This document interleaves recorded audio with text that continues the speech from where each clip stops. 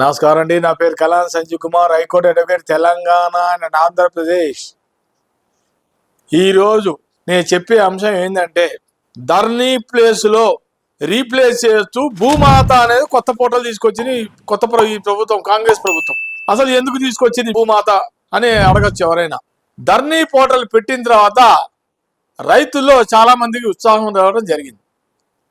కాకపోతే ధర్నీలో పోర్టల్లో చాలామంది రైతులకి చాలా నష్టాలు జరిగినాయి.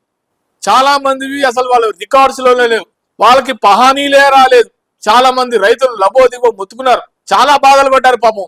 చాలాసార్లు ఈ ధర్నీ పోర్టల్కి అప్పుడు ముఖ్యమంత్రి గారు ఈయనకి మన కలెక్టర్కి బాధ్యతలు అప్పచెప్పారు. అప్పటి కలెక్టర్కి, తర్వాత ఆయన కింద మన ఎంఆర్ఓ గారికి, ఆర్డీఓ వీళ్ళందరూ ఈ చేయడం మొదలుపెట్టారు ఈ ధర్నీ పోర్టల్ మీద. కాకపోతే ధర్నీ పోర్టల్లో ఒక ట్రాన్స్పరెన్సీగా వాళ్ళు తర్వాత ఫెయిల్యూర్ అయ్యారు.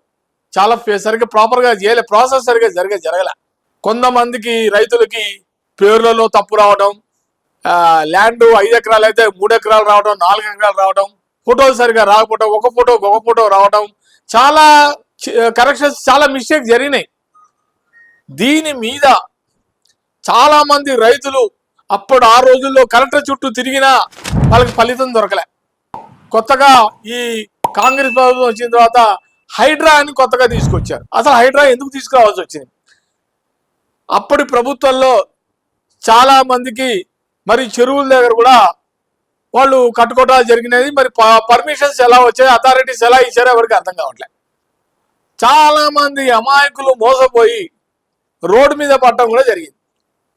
ఇవన్నీ పరిశీలించిన తర్వాత ఇప్పటి ముఖ్యమంత్రి గారు ఒక ట్రాన్స్పరెన్సీగా ఉండాలి అని చెప్పి ధరణిని రీప్లేస్ చేస్తూ భూమాత పోర్టల్గా కొత్తగా పెట్టాడు ఈయన.